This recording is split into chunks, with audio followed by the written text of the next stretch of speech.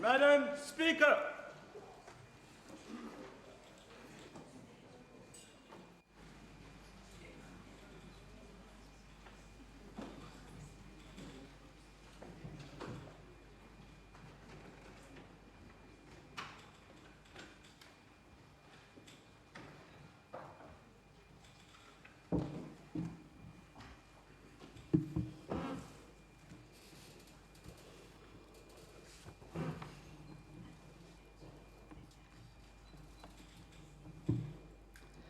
Let us pray.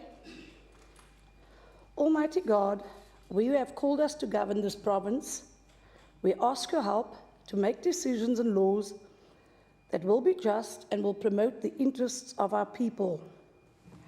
Almagtige God, ons bid dat u gedurende ons vergaderings ons die nodige wysigheid sal gee en ons motiewe suiwer sal hou en dat u ons sal help om ons tekortkominge te oorkom en al ons besluite aan u op te dra.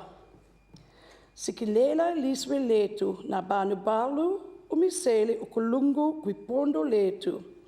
Kosi sikilela i Afrika, kina bentwaya bayo, kokelo inkekoli zayo, yiniki ukolo i Afrika. All this we beg in your holy name. Amen. You may be seated.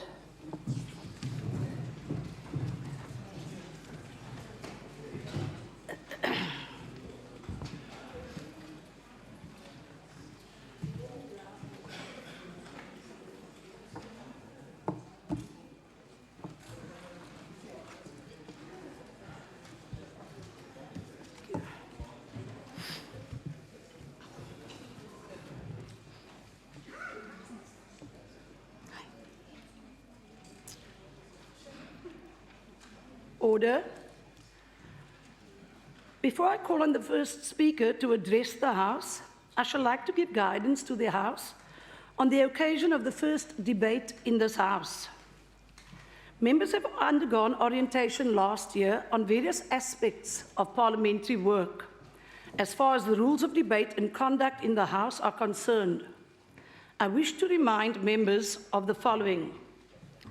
Although interjections are allowed, senseless interjection and running commentary do not add any value to the debate and will be stopped. The members speaking can count on the protection of the chair, who will intervene if and when deemed necessary. Drowning out of the members speaking will not be allowed. Allegations of unparliamentary language will be dealt with on their merits, taking into account the context in which they are made. Personal reflections on members will not be allowed. Unruly behaviour of whatever nature compromising the dignity and decorum of the House will be checked immediately. When speaking, members must stand in their places and address the chair. Racist remarks, either in speeches or by way of interjection, are out of order and will not be tolerated. Members of the public sitting in the gallery may not disrupt proceedings and must adhere to the directions of the presiding officer. I wish to reiterate what I said in the House at the first debate last year. The Deputy Speaker and I do not intend stifling a robust debate and unduly interfere from the chair in any way, but we expect members to conduct themselves within the parameters of our rules. Our electorate is entitled to a good but clean fight. The Secretary will read the order of the day. Debate on and a reply to the Premier's State of a Province address. I've received a copy of the Premier's State of the Province address, tabled on Friday, the 20th of February, 2015. I recognise the Honourable Leader of the Opposition, Marius Fransman. Honourable Speaker, Honourable Madam Premier, Cabinet and members, also citizens of the Western Cape. This year is the 60th celebration of the Freedom Charter. We, the African National Congress, commit ourselves to the goal of building a South Africa that belongs to all its people, black and white. We further reiterate our vision of building a national democratic society that is non-racial, non-sexist, and just, in which all can enjoy prosperity. Last week, President Zuma, during his reply on the State of the Nation debate, stated that, and I quote, "We all have a responsibility to make Parliament work. Parliament is a very important institution where the hopes, dreams, and aspirations of all our people must find expression.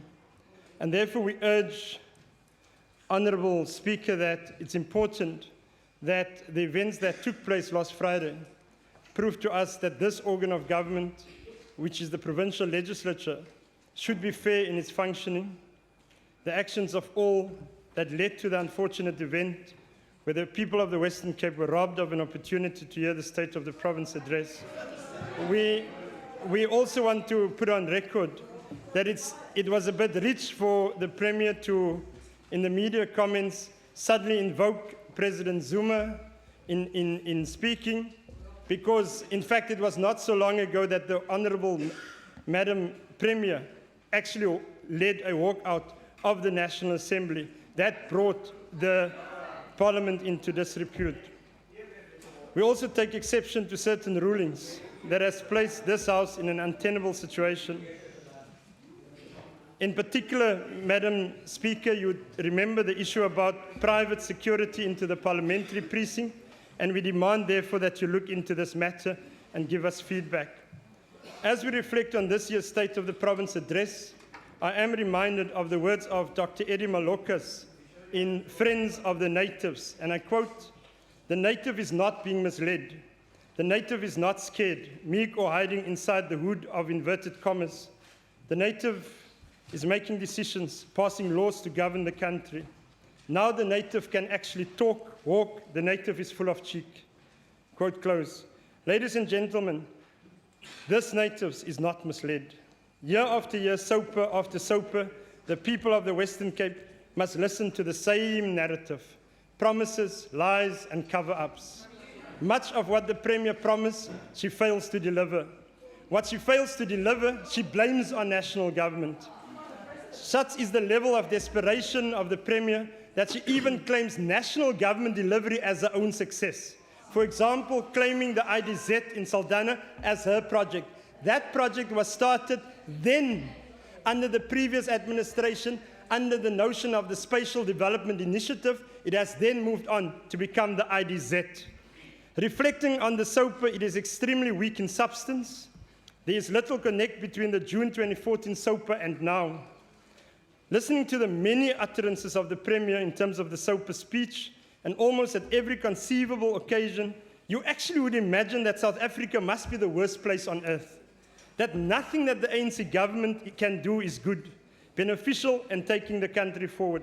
Such is the behavior we have come to expect from friends of the natives, who consider our people as refugees in the land of our birth.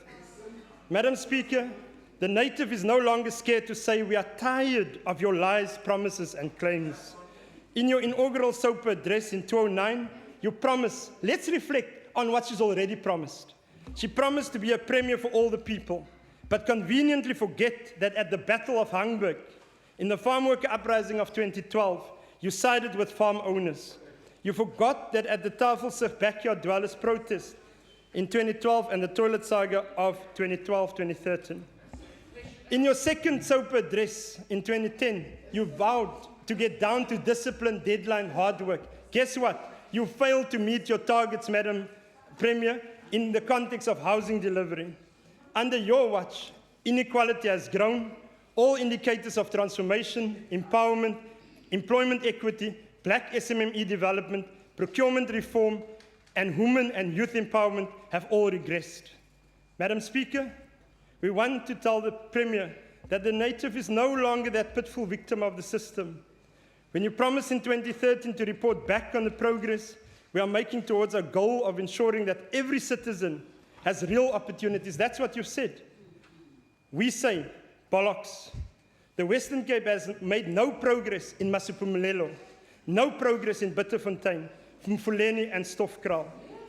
In 2014, the Speaker said, and I quote, We have, in partnership with the Western Cape Agriculture Development Initiative and the Matsikama municipality, identified Doringba as a potential agriculture hotspot. What did she do? She, in fact, at that day, promised 2,600 jobs. Madam Speaker, actually it failed. Let's look at what has happened. She denied end of last year. She denied end of last year that she actually even know about that project. But what has happened is because when she realized it happens in an ANC-controlled municipality, she pulled back. It shows that the Premier governs through party political interests and not what is important for the Western Cape. She claims to condemn racism every bit as much as we do, yet in policy and practice, government under the DA amounts to institutionalized forms of racism.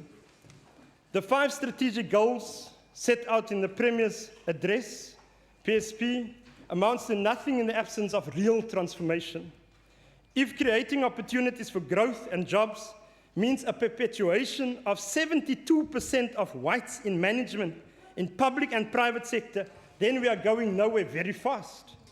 If the next goal that she talks about, improving education outcomes and opportunities for youth, amounts to the same sham community participation, where the SOS, the School Save the School campaign, had to fight and successfully making sure that they stopped the provincial government to withdraw its challenge, then this is a zero-sum game changer that will only serve to polarize society. The Premier's government failed Order, the 27 schools. Order, please. Members, there's a speaker on the floor. Honourable Fransman. The Premier's government failed the 27 schools that they wanted to close. They used state money in fighting battles against poor communities. She failed rural schools. The reality is that the Western Cape, Madam Premier, has the lowest enrollment in the rural areas. That's the reality.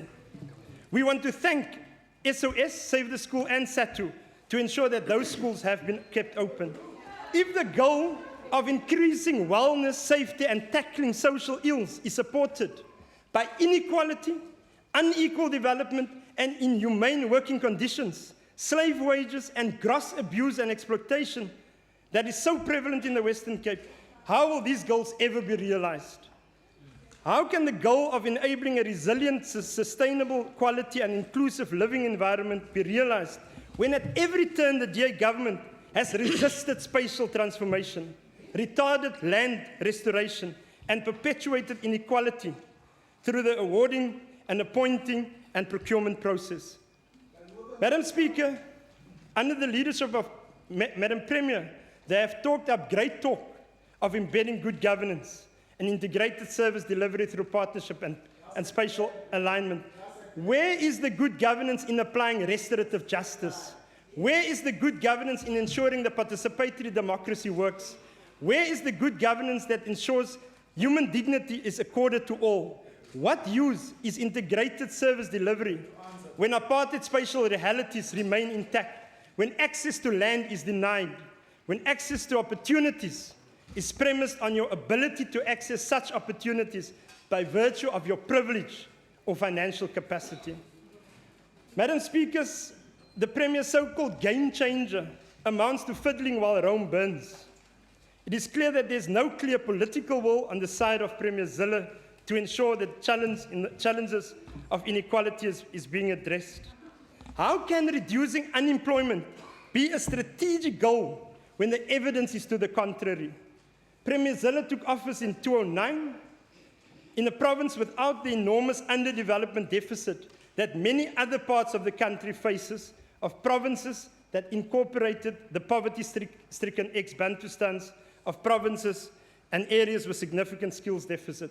As Minister Patel mentioned in his reply on the SONA debate, Premier Zille inherited from an ANC administration in 2009 a provincial unemployment rate of 19%, the lowest at that time in the country. What did she do with it?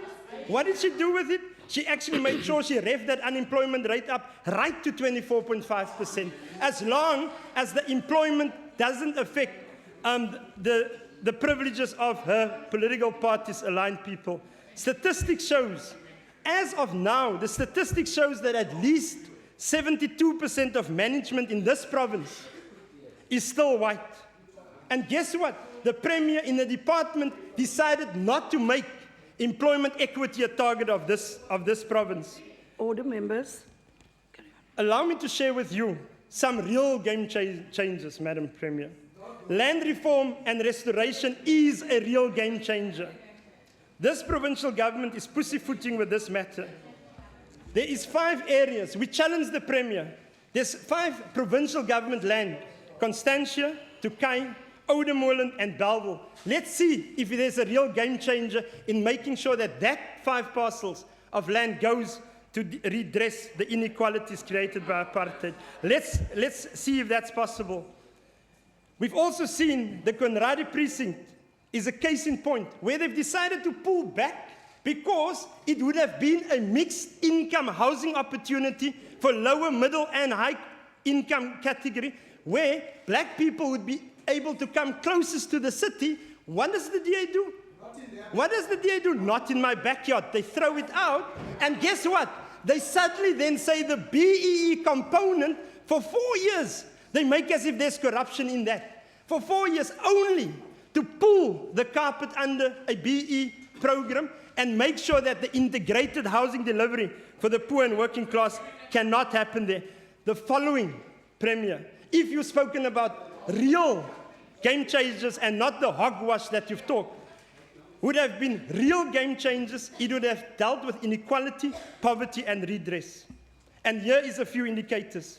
There's nothing stopping the Premier tomorrow to announce that 35 to 50% of every development in the infrastructure portfolios must go to broad-based empowerment. Nothing stops you. In a 5-kilometer radius, not a treasury rule stop you, but the will to implement it. So what we are saying, let's take the infrastructure programs. Let's go into an agreement, Premier, that what we'll do, every infrastructure program, a 5-kilometer radius of delivery of a program. So if a program is in Khayelitsha or in Bonteheuwel, the 5-kilometer will ensure that the value chain, if that project is 100 million rand, that the value chain of at least 35% to 50% in skills, in procurement, and in the delivery of the project actually go to the people closest if there are PDIs.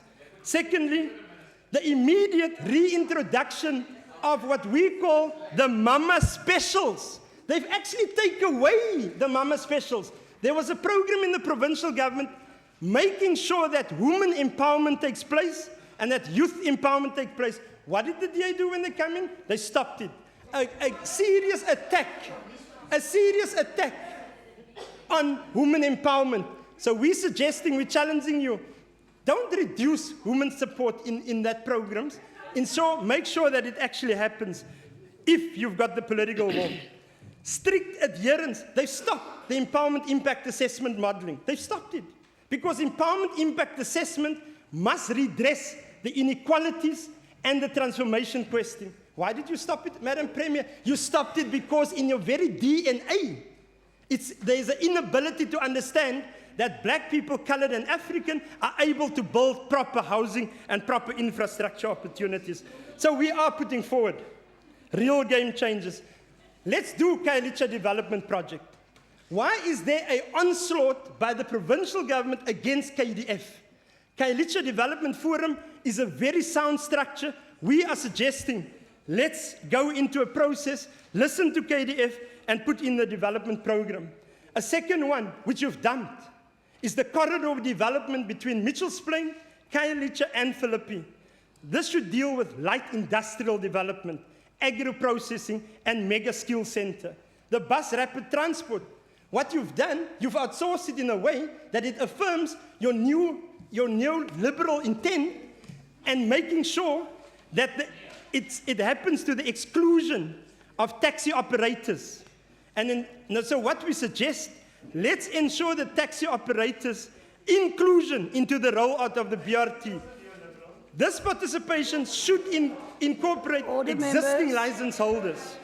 Order, members. There's a member speaking on the floor. Then we're also suggesting, let's deal about the legacy of apartheid. What stops the Premier today of saying, let's take Sea Point, Hout Bay, Blouberg, Milnerton, and actually take the property of the provincial government and make sure that we build family units of less than 700,000 rand a family, so that domestic workers as well as working class families can actually be there. The problem is they've stopped that program as initiated under an ANC government. Another game changer would be, why don't we take Hex River Valley as an example, Premier? There's serious problems in the Dorans. Why don't we take Hex River Valley as an example? Make it a model for an equitable and more balanced agri-village where farmers comply with. That's what we are saying. Deal with the issues. Deal with your party's problems when it comes to evictions by farmers, when it comes to assaults, and when it comes to the hard reality of the minimum wage. Therefore, the ANC has ensured that there's meaningful and significant empowerment in South Africa. The DA government must put, therefore, its money where its mouth is in ensuring that the EIA is correctly implemented. It is indeed a travesty of justice that 90% of land and property still remain in the Cape Town in the hands of white owners. In conclusion, allow me to conclude with a quote. Today, the friends of the natives are characterized by hatred of black majority dominance and racial denialism, that there is no racism to worry about in South Africa, that the friends of the natives, says that the apartheid is dead and gone, and that it can no longer be blamed for the country's challenges. And the men behind him. They feed the idea in the minds of their members. Member Magaka has twice now said that the Premier is a racist. When the Honourable Fransman talked about racist, he says, and the Premier is a racist. Now he says also the man behind the Premier is a racist. And I would like you to rule on that. Sorry. Honourable Magaka.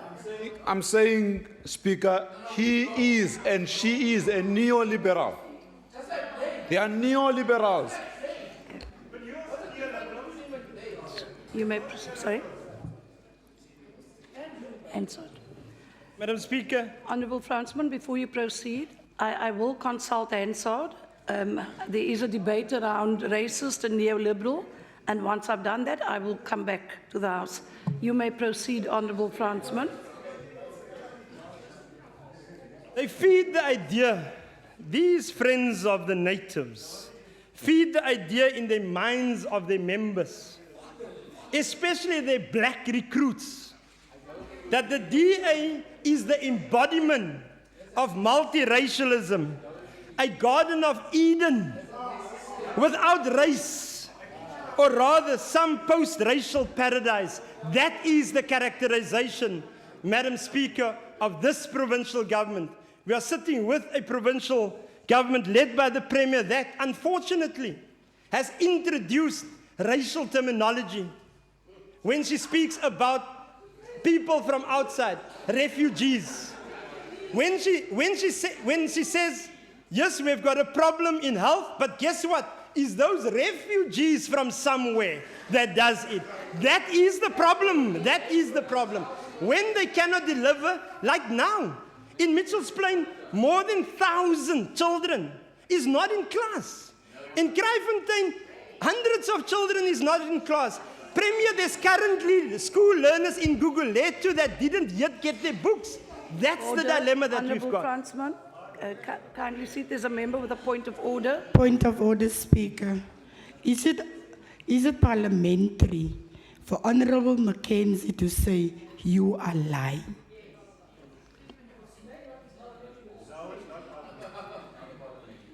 Honourable Mackenzie, if I could address you on that. Speaker, I withdraw, but the sentiment still stands. Honourable Mackenzie, can I ask you to withdraw unconditionally, please? Withdraw unconditionally. Thank you. Honourable Fransman, you may proceed. Premier, Madam Speaker, currently in Mitchell's Plain, more Madam than Speaker. 1,000 children. Order, members. Order, please. Madam Speaker, is it honourable for Member Paulson to refer to me as good boy? take your seats, please. Colleagues, members, let us not get into frivolous points of order. We have a speaker on the floor. Honourable Fransman, you may proceed. Madam Speaker, 1,000, they must hear this. 1,000 learners in Mitchell's Plain is struggling to get access, Madam Premier, to schools. The dropout rate on the Cape Flats is high. Then they close the schools. Apparently, they've again tried with a particular process.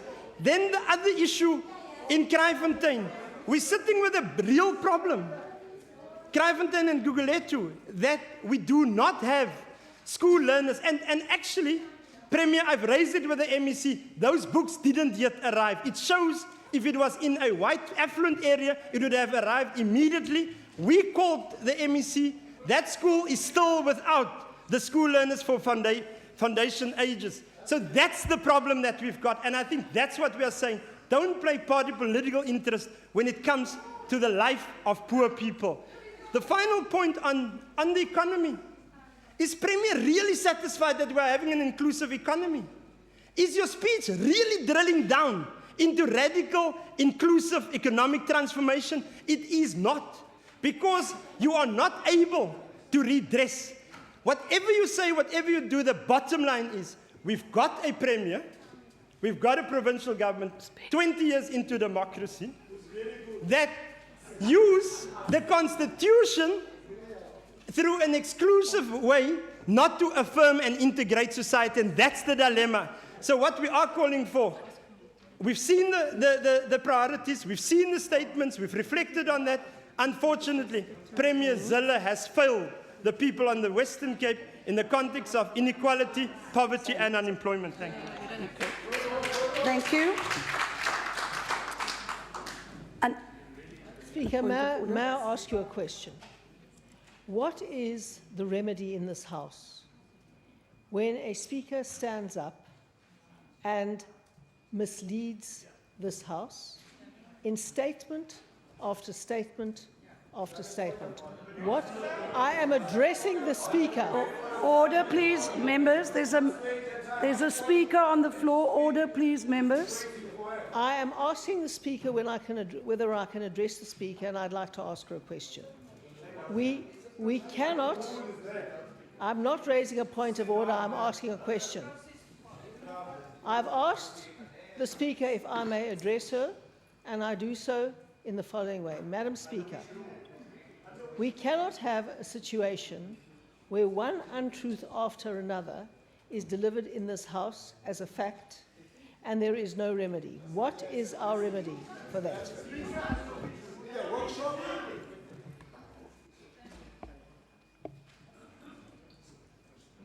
I think what we need to do, and I need to take guidance on this, Premier. I note your question to me. I think there is a move, we need to get a substantive motion to investigate if there is deliberate misleading of the House. I cannot, members, afford me an opportunity to speak. The Premier has asked a question. I cannot rule on that question immediately here and now. I think the remedy would be to move a substantive motion to investigate if there is a deliberate misleading of the House. So that will be my response, Premier. If we, sorry, Member Fransman, I see Member Davids. Speaker, I think you are wrong to rule on what the question of the Premier was, because that was not a question, it was her opinion, and it was also not a point of order.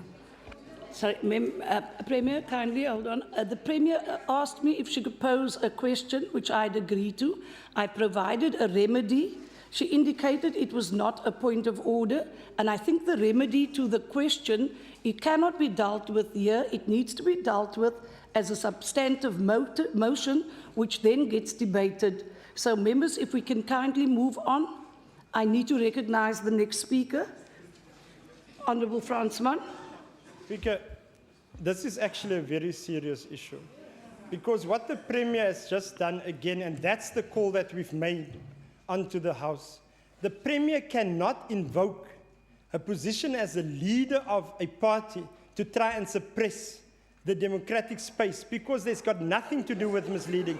What she has just done is to try and coerce She knows it's in fact out of order what she's just asked. And we are asking your indulgence to make sure that even with the party, the ruling party in this house, when they are wrong, we really want to see a clear view on these matters as well. Premier, sorry, Member Wiley first. I saw him first. Thank you. Thank you, Speaker. I would ask that we proceed with the debate because a question was asked of the chair. The chair acceded to the member asking the question. You gave a remedy. The matter is that's free speech. Honourable Premier. I accept your ruling, Madam Speaker, but I wish to say that at the very first opportunity that the rules allow, I will move a substantive motion to investigate the deliberate misleading of this House by the Honourable Leader of the Opposition. Noted, Premier. Members, let us proceed with the debate. That matter has been dealt with. I now recognise the Honourable Minister of Local Government, Environmental Affairs and Development Planning. Honourable Speaker, if the Leader of the Opposition, I want Order, to point out members. to this House and to the Leader of the Opposition, if he looks at the facts, the impact report coming from the Presidency states that this provincial government on all core functions of governance, in other words, good governance, strategic governance, financial governance, as well as human resources, is the #1 province in the country, with a shamingly 14% awarded to Gauteng, a province that's been governed by the ANC. If you look at the IQ report, you will see that 8 out of the 10 best-run municipalities in this country is from the Western Cape. That will deal with that. Honourable Chair, in 1955, Order, the ANC members. sent 50,000 volunteers to the townships across this country to collect freedom demands from the people of South Africa. The documents compiled was the Freedom Charter, and it was especially notable for its commitment to a non-racial South Africa.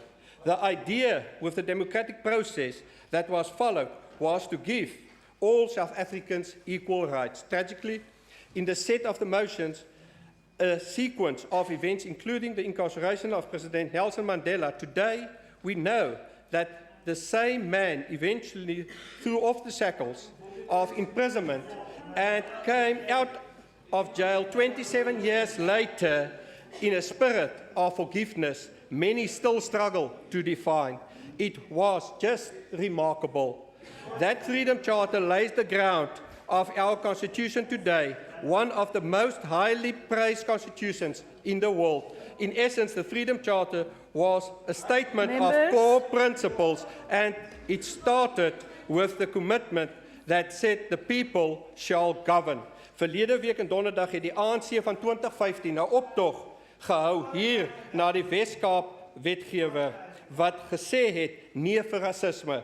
Terselfdertyd net 2 straatblokke verder het die Weskaapse Hooggeregshof verskeie entiteite besig was met 'n hofsaak wat gestry het teen 'n beleid wat die ANC-regering in 2015 wil afdwing op Suid-Afrikaners. Die beleid sê basies dat die nasionale demografie van die land toegepas sal word in elke provinsie. In effek glo die ANC van vandag, agbare Speaker, dat daar te veel bruin mense hier in hierdie provinsie is en dat die ANC sê nou, die mense moet trek na ander provinsies toe om 'n toekoms in Suid-Afrika te hê. Terloops, dis dieselfde wetgewing waaroor die ANC swaargewig Jimmy Manje destyds gesê het, bruin mense is oorverteenwoordigend in die Weskaap komend van die ANC, agbare Speaker. Sou hierdie stuk wetgewing deurgevoer word, sal miljoene mense hierdie provinsie moet verlaat om 'n toekoms in Suid-Afrika te hê. Nou vra ek, agbare Speaker, as rasisme 'n groot krisis vir die ANC is en as die ANC nog glo in die Vryheidsmanifest, hoekom het die ANC nie donderdag 'n optog gehou na die hof toe nie, agbare Speaker? Ek sal u sê hoekom. Dis omdat die ANC van vandag 20 jaar na demokrasie nie langer die ANC van die Vryheidsmanifest is nie. Die ANC van vandag is nie langer die ANC van Nelson Mandela nie. Die ANC van vandag is nie langer die ANC van die struggle nie. Dit is nie langer die ANC van die mense nie. Die ANC van 2015 het elke kernbeginsel oor nie-rasigheid en gelykheid versaak, agbare Speaker. Die ANC van vandag wil nie mense se lewens verbeter nie. Die party maak eerder staat op ontwrigting, agbare Speaker. Die afbreek van die onregeerbaarheid, die Honourable Bradal, ungovernability, Can you take your seat, please? Members, at the preamble, I gave clear guidelines on how we are going to manage ourselves today. I look at Rule 38 and Rule 39, and I can appreciate comment and interjection, but when it drowns out the speaker, it cannot be allowed. So I'm asking you, if someone's on the floor, please allow that individual the opportunity to speak. You can do your interjections, but it cannot be a running commentary. Thank you. Minister Bradal.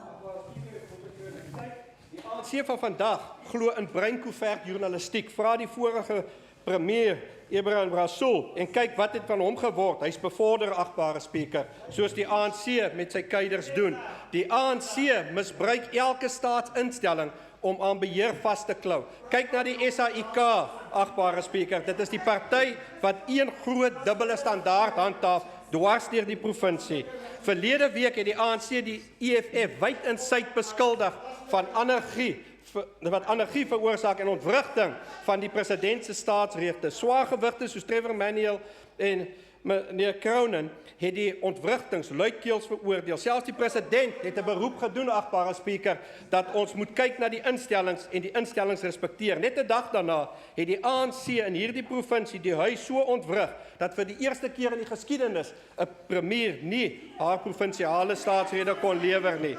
Die ANC van 2015 is die party wat sit in 'n huis met lapel of lapwapens wat nee sê vir rasisme. Tog laat hierdie selfde ANC-lid toe dat in sy eie banke 'n lid sit wat die K-woord gebruik het toe sy in 'n munisipaliteit 'n raadslid was, agbare spreker. En wat het hierdie ANC gedoen? Spreker, die saak word tans ondersoek. Die saaknommer vir die wat belangstel is 127-10-2013 Parel Oos. Gaan kyk na die saaknommer. Maar hierdie saak sal heel moontlik ook verdwyn, want die ANC laat alles onder die mat verdwyn. Nie net is 'n persoon van die ANC gedissiplineer nie, agbare spreker. Wat het gebeur? Sy's van raadslid verhoog na parlementslid.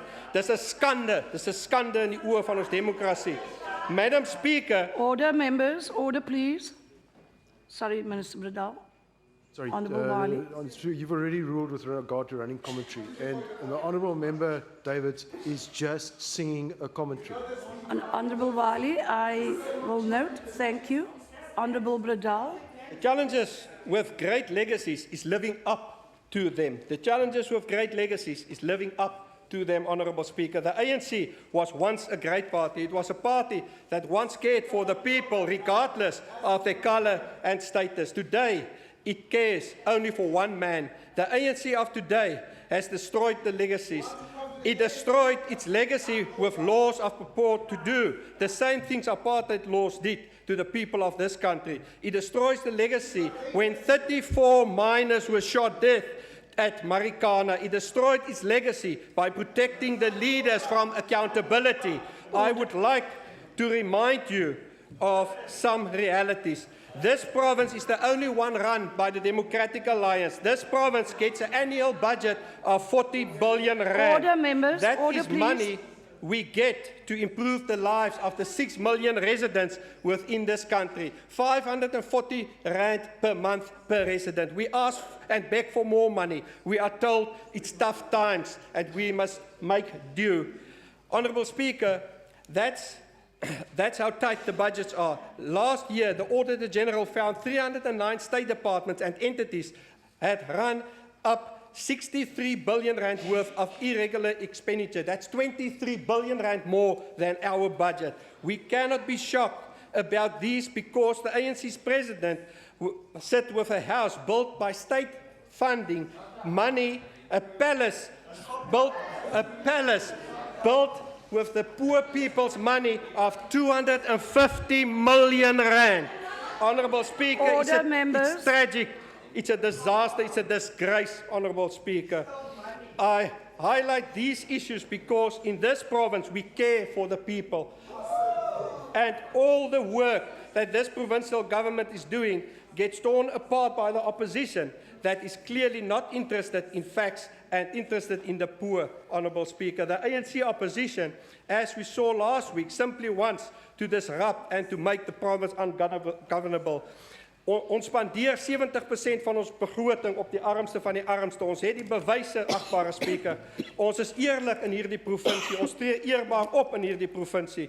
Ons is nie bang om te erken dat ons sukkel met misdaad en bende geweld nie. Ons sukkel met werkloosheid, agbare spreker. Agbare spreker, ons sukkel met die openbare vervoer. Ons het die forum gebruik om julle gemors van die ANC op te los en ons is besig om voort te gaan. Die agbare lid van die oppositie praat oor gemeenskappe se integrasie. Agbare spreker, ons het begin met 'n PSDF, nie die ANC nie, om gemeenskappe bymekaar te trek. Die feit is dat die meerderheid van die uitdagings in hierdie land net oorkom kan word as die 3 regeringssfere saamwerk en in belang van die armes optree, in belang van die kwesbares, anders sal ons nie oplossings vind nie, agbare spreker. Ongelukkig, soos wat ons dit beleef, weer verlede week gee die ANC van 2015 niks om vir samewerking nie. Die ANC van 2015 stel net belang in selfverryking en hulle wil elke organisasie en instansie wat hulle pad kom en teen hulle is, ontwrig en vertrap. Wanneer die president Zuma sy toespraak in die parlement lewer, is daar 150 gewapende, opgeleide polisiemanne, agbare spreker. Wanneer hierdie provinsie vra, help ons, gee vir ons die weermag om in te gaan in die Kaapse vlakte, om te patrolleer dat ons mense veilig kan hou, dan is die antwoord herhaaldelik nee. En nog 'n onskuldige kind word in die kruisvuur doodgeskiet. Dis 'n skande, dis die ergste vertrapping van menseregte wat jy kan indink. Honourable Speaker, when the ANC was in charge of Cape Town, they named a street after F.W. de Klerk. When the DA came into power after the democratic election, and we want to name a street after F.W. de Klerk, it becomes a crisis, a national crisis. What a double standard. When the ANC was in charge in 2009, the absent chief whip today was in charge of local government. Not one of the 30 municipalities received a clean or unqualified audit. Not one, Honourable Speaker. This year we saw 17 clean audits and 29 unqualified audits. Guess which municipalities fared the worst? Not those that's been run by the DA. That I can promise you, Honourable Members, Speaker. order, please. Honourable Speaker, clean governance is critical when one has Order, a limit please. budget. People must know money is going where it should.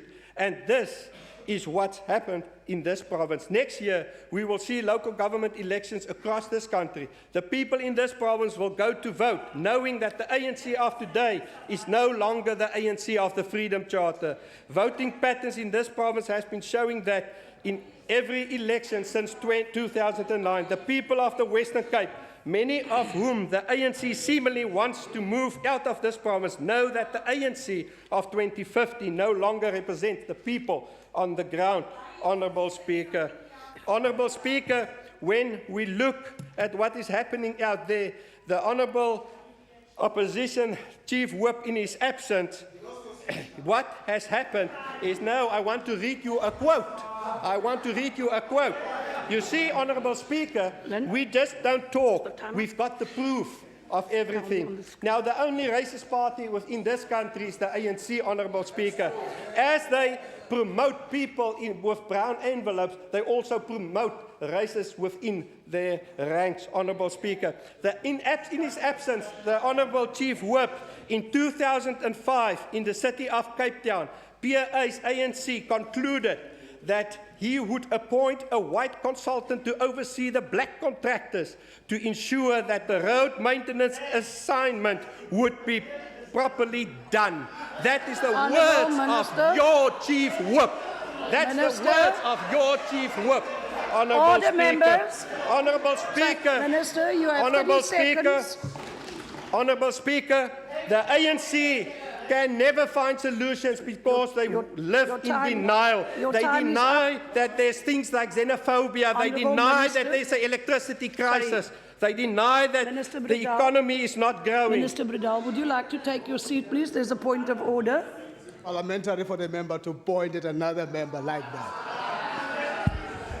Take your seat. Minister, Honourable Fransman. I think, isn't it just because it looks like a PV Botha put the apartheid government?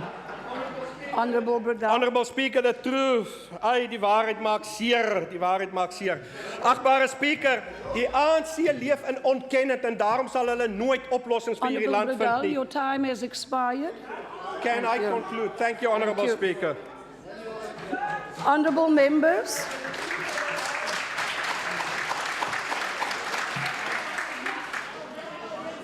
Members, if you're rising on a point of order, let it not be a frivolous statement. So we need to make sure that we manage the decorum. As we said, we all committed. Let's make this program work today. So I'm appealing to you. You have the space in the room, but if there's a speaker on the floor, allow the individual to speak, please. Thank you. I now recognize the Honourable Leonard Max. Agbare Speaker, eerstens wil ek van die geleentheid gebruik maak om die ANC te Order, bedank. Honourable Dankie, please. Vir die ANC te bedank vir die demokratiese ruimte wat hulle hier in huis vandag bied om oor die premier se SOPA debat te debatteer. Ek is oortuig dat dit die mees geleesde SOPA toespraak was tot dusver. Wat op Vrydag, Speaker, die 20ste Februarie 2015 gebeur het, is 'n bewys wat die Wes-Kaapse kiesers sou kan verwag as die ANC weer in bewind kom. Die ANC het Vrydag bewys, agbare Speaker, dat hulle geen respek het vir demokratiese prosesse en die spelreëls van politiek nie. Verder het hulle geen respek vir die 1.2 miljoen mense wat vir die DA in die Wes-Kaap gestem het, as ook die res van die Wes-Kaapse inwoners nie, wat verlede jaar met 'n groter meerderheid vir die DA gestem het en hierdie DA-geleide regering in beheer geplaas het. Ons premier, Speaker, was die geleentheid onneem om haar verantwoordelikheid teenoor die Wes-Kaapse mense te doen, om na te kom, deurdat sy verbied was om hulle in te lig wat hierdie regering van hulle gedoen het in die jaar wat verby is, wat daar beplan is om te doen te word en wat gedoen gaan word. Speaker. Honourable Max, if you can afford me, please take your seat. I'm appealing to the ANC backbenchers. Members, you are allowed to interject, but you cannot carry on consistently drowning out the speaker. I'm appealing to you, please. Let's display respect to the person on the floor. Honourable Max, you may proceed. Thank you, Speaker. Speaker, as part of the government's administrative services, Department of Public Works awarded bursaries to deserving young students in engineering and built environments fields through the Masaki Sizwe bursary program. Out of a staff established on 1,479 posts, a total of 1,408 posts were filled as of March 2014. In support of the infrastructure delivery, which the Honourable Marius Fransman referred to earlier on, the graduate professional engineering program supported by mentors to facilitate proper training and retention of graduates continue in the 2013 academic year. 82 new bursaries were awarded, resulting to a total of 237. Through the construction and maintenance of provincial government buildings and facilities, 20,289 jobs and 5,674 EPWP work opportunities were created. Speaker, ek kan nog voorgaan met baie voorbeelde en hoe die Wes-Kaap-geleide DA hoop gee vir jong mense, swart en wit van alle rasse. Mense te bemagtig om hulle self op te hef, nie om afhanklik te wees van die regering soos wat die ANC doen met die mense van Suid-Afrika nie. Met ander woorde, Speaker, ons wil hê mense moet selfverantwoordelikheid neem. Ons lei hulle op, ons bemagtig hulle. Mense stroom, agbare Speaker, van alle uithoeke van hierdie land na die Wes-Kaap toe. Hulle kom na die Wes-Kaap toe omdat die DA-geleide regering in die Wes-Kaap hoop gee vir ons mense. U weet, agbare Speaker, die DA gee mense terug hulle menswaardigheid wat onneem word deur hierdie ANC en ander provinsies. Hierdie agbare leier van die oppositie praat van hierdie DA onneem mense se menswaardigheid. In fact, ons gee dit terug. Kom ek sê vir u, agbare Speaker, 1.2 miljoen mense in die Weskaap het vir die DA gewout. Kom ek sê vir u, agbare spreker, in die huidiglik in die appelhof, in die arbeidsappelhof, is daar 'n saak hangende van korrektiewe dienste, waar die nasionale ANC-regering mense onthef en voorkom en verbied en verhoed om bevordering te kry, om in diens geneem te word as 'n gevolg van hulle ras. Hier in die Weskaap was hierdie DA-regering nie een keer voor 'n hof gedaag omdat hulle mense ontneem het van geleenthede om hulle self te bemagtig, werk te kry en vir bevordering nie. Nooit. Nou, agbare spreker, as ons praat van rasisme, dan was dit baie duidelik uit daardie feite uit. Watter party is rassisties? Kom ek sê vir u, laat ons eerlik wees vandag, julle is rassisties. Order. Nou, Is it ek wil vir u sê, Honorable Max? agbare spreker, Honorable Max, kindly take your seat, please. I recognize the member. Enkosi Somlomo bendifuna ubuza ubana iparliamentary into yobana umember Max amane sikhomba ngomnwe xa ithetha nathi apha ingathi uthetha nabantwana ade sishawute.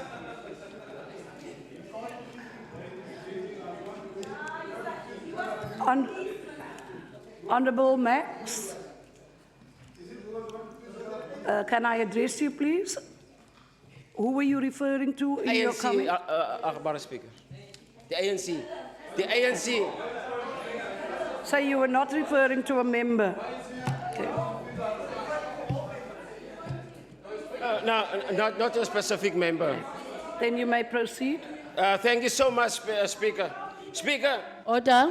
ek wil net Order, Speaker.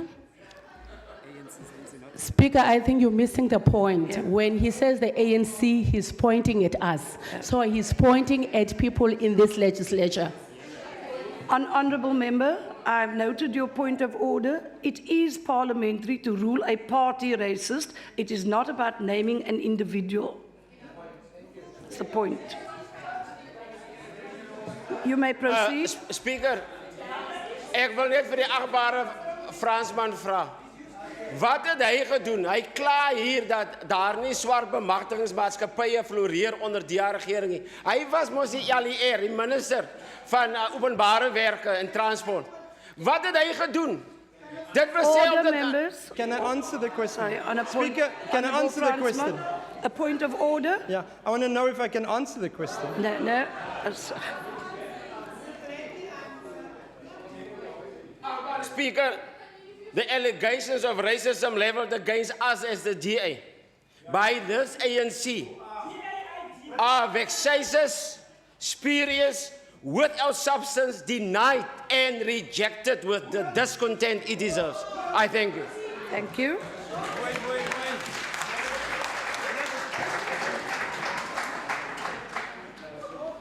I now recognize, order please members. I now recognize the Honourable Makaleni. Thank you, so Somlomo. Order Ndicela nonke please nithule. members. I think Speaker ngaba ndiyaphazama uba andinamxelela umember Max into yobana abavoti baseMzantsi Afrika rejected DA 62% several times, not once, and they will continue rejecting DA because we know what DA represents.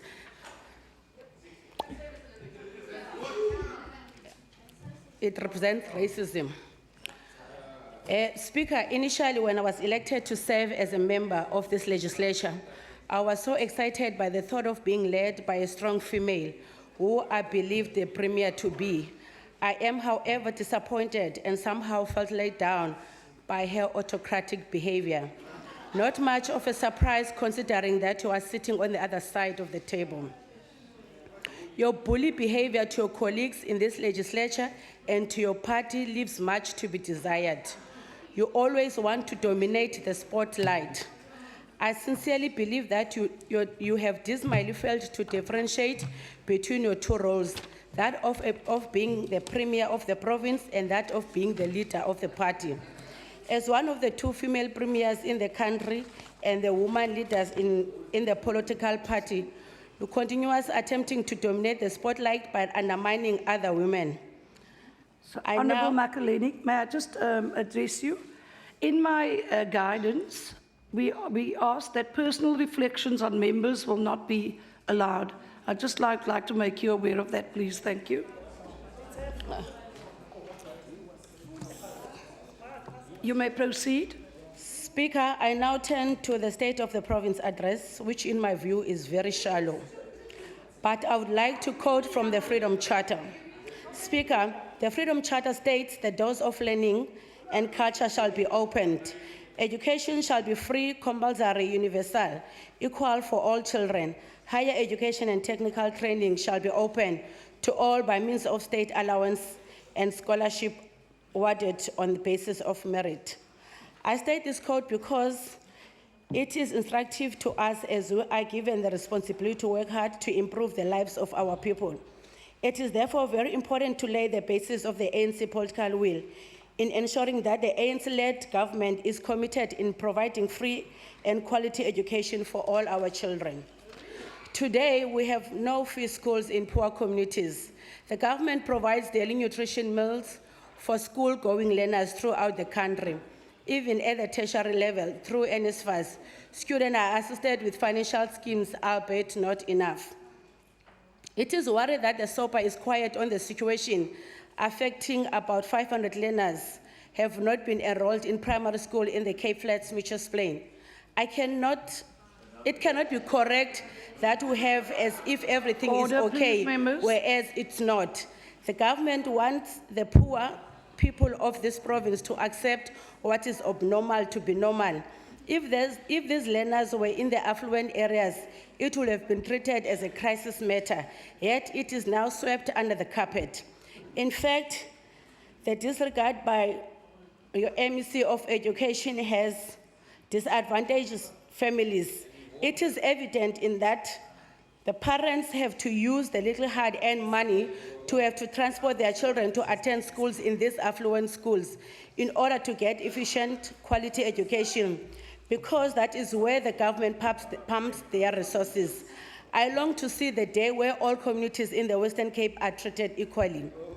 It is interesting and an act of hypocrisy that in her SOPA, the Premier has neglected to mention the matric pass rate.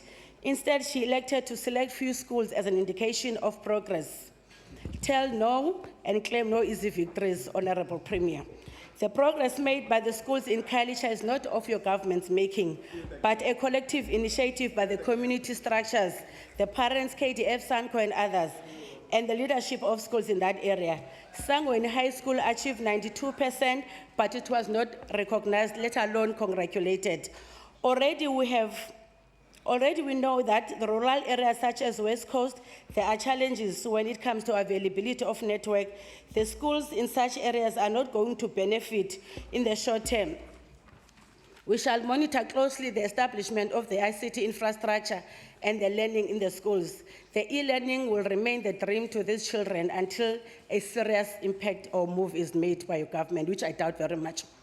In 2013 and 14, the total number of principal vacant posts was 1,542, and only 30 were employed. However, how can a satisfactory progress be made if at school management levels there is a gap?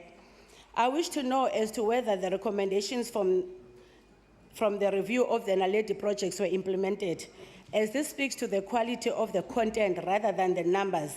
Children are encouraged to take maths lit instead of pure maths in chase of the numbers. This province is found wanting when it comes to youth development issues. They disregard the NYTA and neglect the youth development structures run by youth for the youth. In many townships, there are informal settlement in the province. The ECDs struggle to renew their contracts with the COCTA, while the city of Cape Town is playing hide and seek. They end up having to face the high price and close down. The most victims are the young children who end up loitering in the streets and subject to all sorts of risks. Really, this is a serious concern for the ANC. As the ANC Speaker, we have been consistent in arguing that the introduction of the Mod Center is not the only solution to the challenges facing youth at a risk in our province. Already, it is reported that the Department of Social Development has used the amount of 30 million budgeted and poured in the 181 mod centers is being used only for food, which itself is not enough. It can only accommodate 140 mod centers, of which only 32 mod centers have been reported active with proper programs.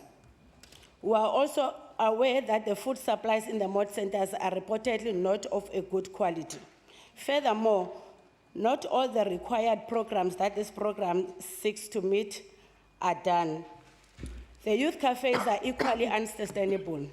The Vanguard youth cafes cannot absorb unemployment young people from Piontiville and Langa because of the traveling distance and safety risk. What is disturbing is the fact that whilst provincial government is struggling to sustain the mod centers and the youth cafe, you are still trying to introduce similar projects, namely the youth lifestyle centers, the youth with hope, to run parallel to the existing one. This government should find a strategy of strengthening the youth programs, not playing dilly-dally. Really, the tax money is being used irrespectively and carelessly. What is disturbing is the fact that whilst the provincial government is struggling to sustain the youth cafe at an operational cost of more than 150,000 a month, we are calling for a sustainable plan to see that this program will be rolled out to other parts of this province, not just the metro. I wish to see, therefore, shows the money. I wish to see the report that indicates where the money from the Department of Health, Department of Cultural Affairs and Sports, and Department of Social Development that is used together to ensure success of the actually failed mod center. I still wish to get that report. SOPA does not at all refer to the provincial government commitment to deal with issues of equity and transformation in the province, particularly affecting black women. We know black women are still entrapped in the lower strata development, be it in the growing economy, business entrepreneurship, sports and culture, social and cultural development. For women empowerment to have meaning and be realized, government needs to initiate concrete programs and projects that should be solely dedicated to women. The discussion paper by the City of Cape Town was in 2004. What has happened since then? At this moment, let me commend the community and the people of Khayelitsha for standing their grounds through community structures to air their voices when it is not well. Community partnership with various spheres of government is what keeps social connection and improves service delivery, thereby benefits society, while the DA-led government is avoiding private-public partnerships. There is a concerted effort to continuously cast doubt and or undermine the South African police services. The Premier, instead of outlining the role it wishes to play in implementation of Khayelitsha Commission of Inquiry recommendation, it now puts the SAPS on the spot. We know the Minister of Police will not fail the people of Khayelitsha, and we do all what is necessary to ensure services improved with the cooperation of the community members. Community policing forums remain relevant. And I wish, Speaker, that this government can have programs that speaks to everyone in this province, not just to the affluent. I thank you.